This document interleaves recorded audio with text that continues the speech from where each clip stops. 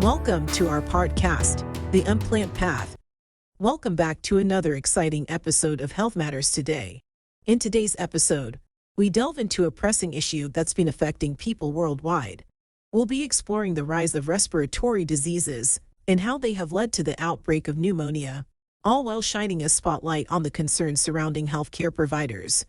As we know, respiratory diseases have become increasingly prevalent in recent times, affecting individuals of all ages, from young children to the elderly.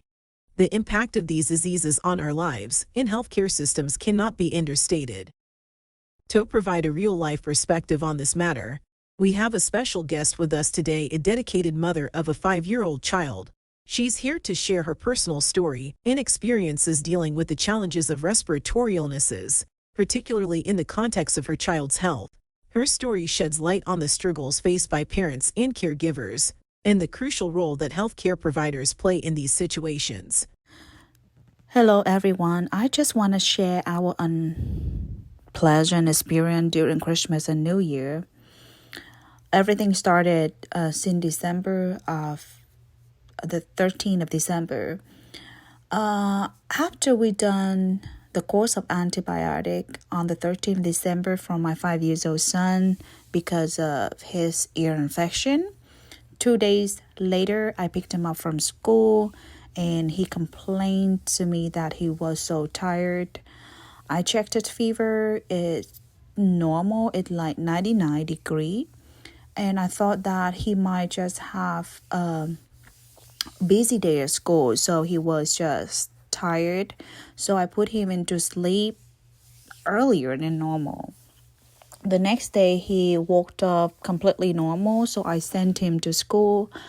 And I checked the camera constantly. And my husband even went to the school for the Christmas party. And we saw him really talkative, was running around, playing with his friend. So everything seemed normal. And I picked him up later on that day. He came home, he ate, he played. But when midnight came, he has a fever and it up to 101 degree. So all the night I had to alternate it between Tylenol and Motrin to keep the fever down. And all Saturday, the fever kept coming back after 4 or 5 hours. So I had to control it. And the next day on Sunday, it seemed like the fever broke. So I thought, okay, the fever didn't come back for 12 hours. So I think the fever was broken and he would be normal. But suddenly, on Monday, his fever came back and it's up to 103. At the same time, my 12-year-old son also had a fever and cough. So I took them to their pediatrician, which I had been coming for the last 2 years. So when I was there, I explained everything to her. I told her the whole history about Ethan because I just want to remind her that Ethan had the problem with his ear infection the third time within 6 weeks. And every time I came, the nurse practitioner or you prescribed me with a stronger antibiotic, and I asked her if his ear clear, and she said, it still had fluid, but it doesn't look infection. And my children both had a flu test, and she came back with the positive flu B for my first son, but it's negative for Ethan. And she said, maybe she doesn't believe in that. Maybe it just false negative because Stephen, my first son, Stephen, has it.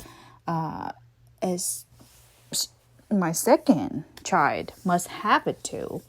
So she's prescribed the Tamiflu for both of them, but she said it might work, also might not work. And she prescribed them 5 days for Tamiflu. and she both listened to their lung, and she said that it's clear.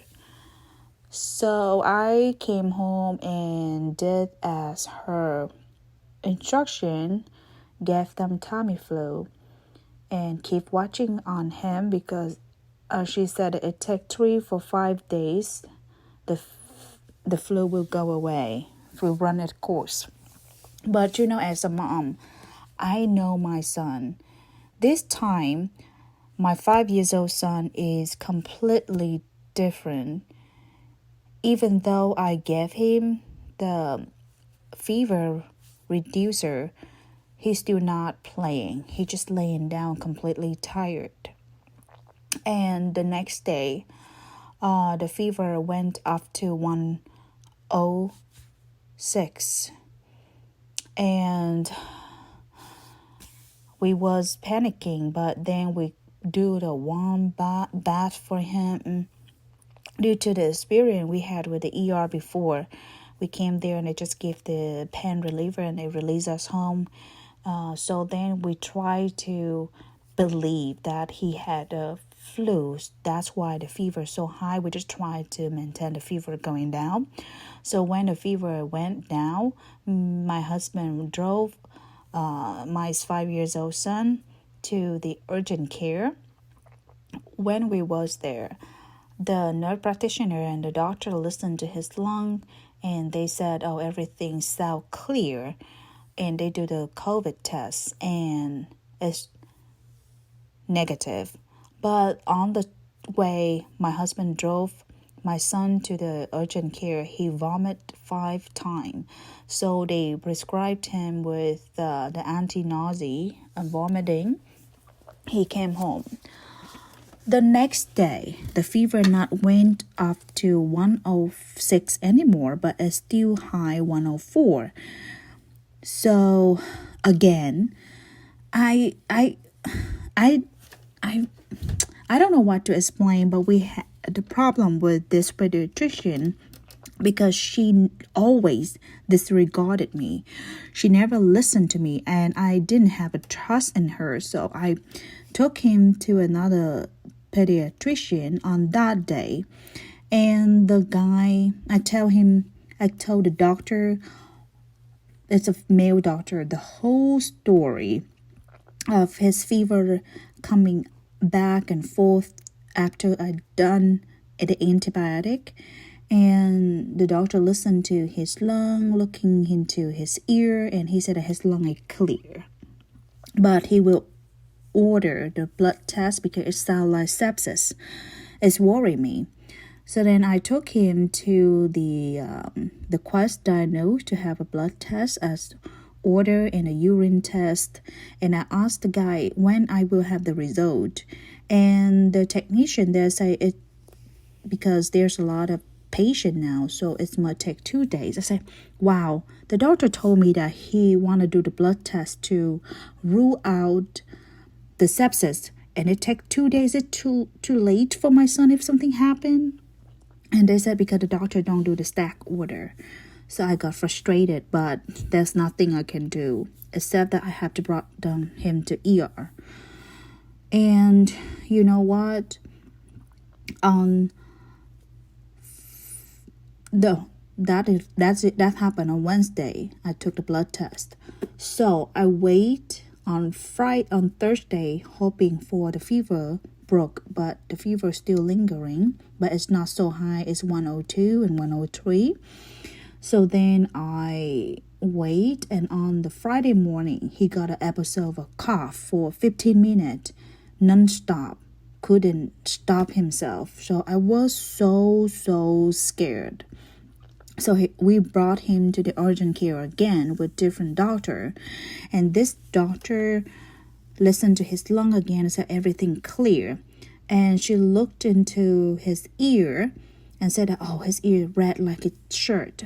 So she suggested us to ask the pediatrician to refer him to the ENT doctor. And she prescribed a stronger antibiotic. We like driving in a roller coaster. We said, we finally found some underlying cause. And it's again the ear infection. So then he wanted Chick-fil-A at that time. After urgent care, we took him to Chick-fil-A. He ate, and then I let my son stay in home with my husband, and I went to work. On the way I'm driving to work, the doctor called and he said, "Oh, the blood test result come back. I suggest you should bring your son to ER right away because the white cell is quite high and he might have sepsis or pneumonia." And I said, "What?" I was panicking, crying, turned the car, called my husband and said, "Please bring him to the ER right away because the doctor told me that he might have sepsis and pneumonia." My husband was panicking, but he was more calm than me. He don't know what to do. He have to make decision right now because we still have a sick child, 12 years old child at home with the flu. So then, but he just drove my son to the ER right away, and I drove there right away. So at the ER, my husband tried to call me because the people at the ER told him to wait. I said that there's no wait because he might have sepsis and it's really serious. And the pediatrician forwarded the blood test result for me and my husband to show the people at the ER. And then the people at the ER told my husband to wait, but my husband really persistent. He's scared. He panicking. So he said, "No, my son might have sepsis. I need to go into the ER right away." So they check his vital sign, everything, and say that he's not in a critical condition. Yes, he looks sick. The blood test show a white cell high, but it's not that high. He looks sick. So then I told my husband, call the doctor or pediatrician, let him talk to the ER person, the doctor at the the emergency room. So the doctor just said that he just urged us to the ER because his office is closing now. And he wanna rule out the sepsis and everything. I said, holy, why didn't he explain to me? He made me panicking, crying, and speeding to the ER. And when we was there, the doctor came, listened to his lung, and he knew right away. He told us he told her that we don't need to do the blood test again for my son. He need to take the x-ray. And then when the x-ray came, it's confirmed my son had pneumonia and all the right lung got infected with bacteria. And me and my husband look at each other. I say, why? We took him on Monday, Tuesday, Wednesday, and Friday. All 4 different doctors couldn't hear something wrong with his lung. And even though on that Friday morning, we took him to the urgent care, and the doctor there couldn't even found something wrong and hear something wrong in his lung and prescribe him with the steroid.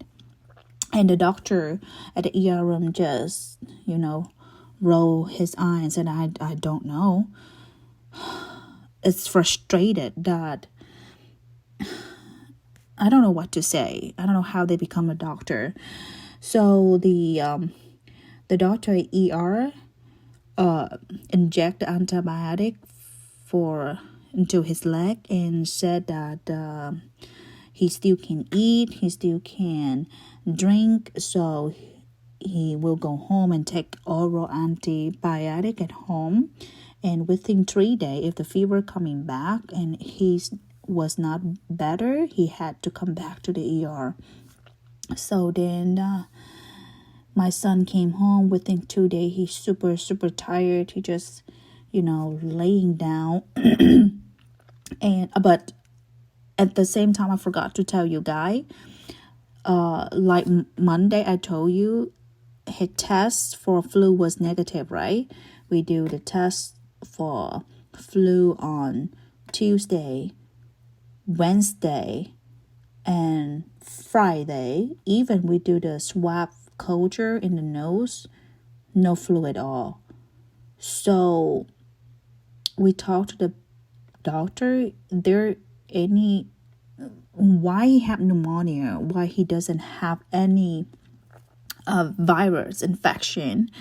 We do the influenza A, B. We do the COVID. We do the RSV. We do all kind of respiratory virus possible. And the doctor said that it might possible the pneumonia is coming from the ear infection.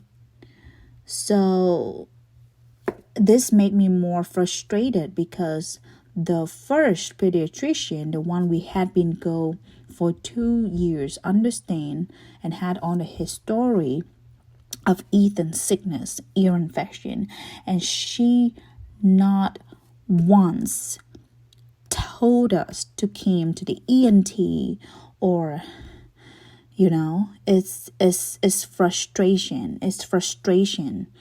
So as the parent, I have to, based on my judgment, based on the understanding of myself about my son, and test up instead of trust the pediatrician. And I believe that the Tamiflu she prescribed to my son, it just makes the situation worse because my son vomit a lot of time. So, did you ask the emergency room doctor when did his pneumonia start?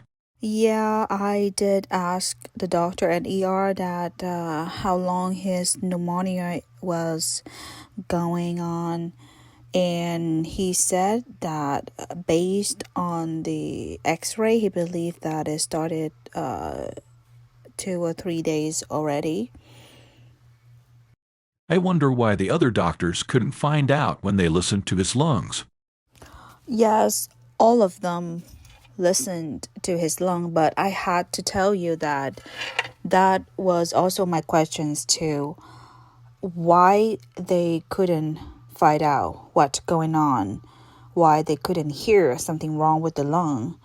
But I had to tell you, the first pediatrician, which is his primary pediatrician, really did it really careful. She just do it, not tell him to breathe deeply to listen into that, not at all. And I don't know what to say. I asked the same question to the ER doctor, and he just looked at me and said that I don't know. What made you bring him to different doctors?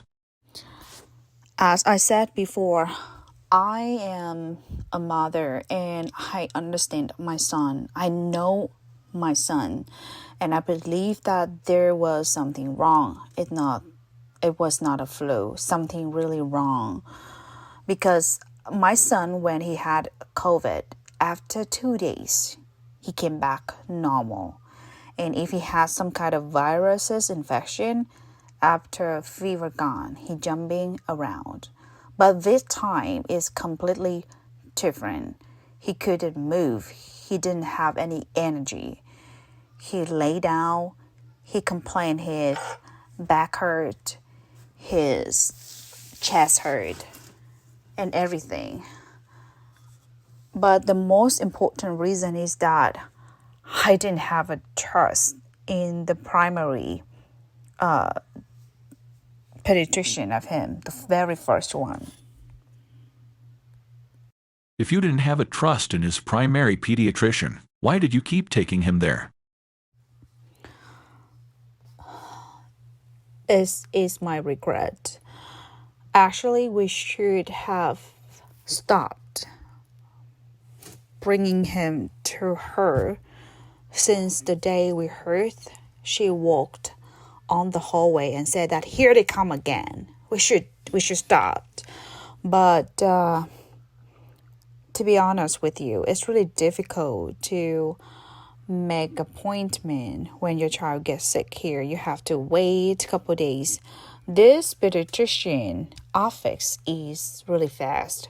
When you call them early in the morning that say that, oh, your child sick, you could bring him within the day or within a couple hours. There was always many nurse practitioner available. But anyways, I was regret to not changing her since the incident we had with her last year. And it's always my blaming. It's always my blaming for that. It's okay. Things happened, right? How is your son now? Fortunately, we had been on antibiotic for 10 days, 2 different kind. And he really good. He ate. He came back to normal, jumping around, climbing up a stair. He didn't have the really fast breathing like before. So I wish everything would be back to normal. And I also asked the doctor to have the x-ray again, but he said it's quite early to have the x-ray again. So he advised us to wait for 2 or 3 weeks to take an x-ray again, because the symptom will get better and go away first, but the cloudy on his lung on the x-ray will go away later. I'm glad he is much better. By the way, you told me that he has never had a flu. So, you believe the first doctor must have misdiagnosed him. The reason why I believe the first primary pediatrician misdiagnosed him, because I understand when he lived under the same roof with his brother who positive with flu B, there's a chance he would have a flu also, but she didn't take everything into consideration, and she didn't even suggest me to come back if there's something happen with him, like any sign to be very careful that some other underlying condition. Because on Monday he test quick test is negative with flu, and Tuesday negative with flu again, and Wednesday we even did the nose swab culture, negative with flu, and Friday negative with flu, with all the respiratory viruses. So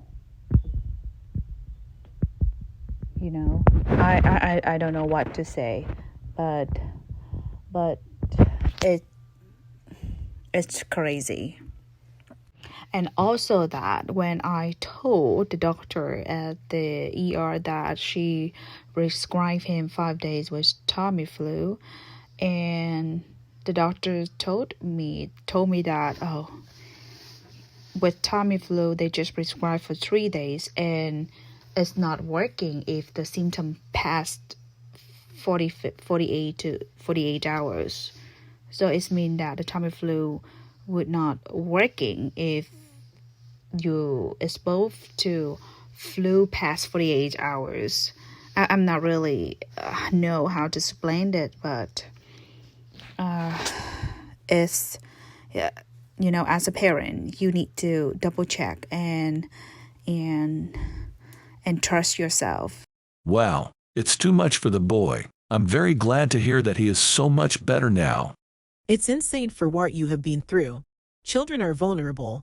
and their well-being depends on the expertise of medical professionals.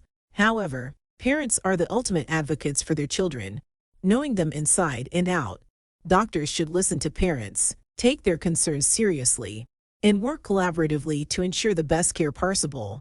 Remember, every child is unique, and a cookie-cutter approach won't suffice. Let's prioritize open communication and teamwork between doctors and parents for the sake of our kids' health.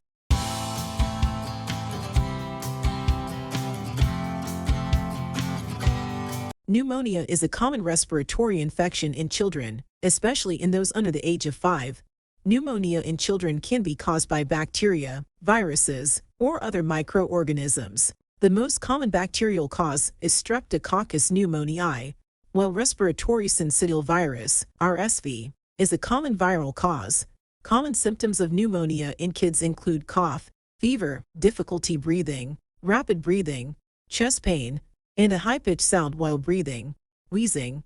Children at higher risk of developing pneumonia include those with weakened immune systems, pre-existing respiratory conditions, like asthma, exposure to secondhand smoke, and crowded living conditions. The pneumococcal conjugate vaccine and the HIV vaccine have significantly reduced the incidence of bacterial pneumonia in children, as they protect against some of the common bacteria that cause pneumonia. Treatment for childhood pneumonia often involves antibiotics if it's bacterial, while viral pneumonia is managed with supportive care, including rest, hydration, and fever-reducing medications. Pneumonia can sometimes lead to complications in children, such as ear infections, pleurisy, or lung abscesses. Severe cases may require hospitalization for oxygen therapy or intravenous antibiotics. Good hygiene practices, such as regular hand washing, avoiding exposure to sick individuals, and ensuring that children are up to date on vaccinations, can help reduce the risk of pneumonia. If parents suspect their child has pneumonia, or if a child's symptoms worsen despite home care, it's crucial to seek prompt medical attention to prevent potential complications and ensure a full recovery. Thank you for listening. Please share your unplanned path story to our podcast at itslittlething.sd@gmail.com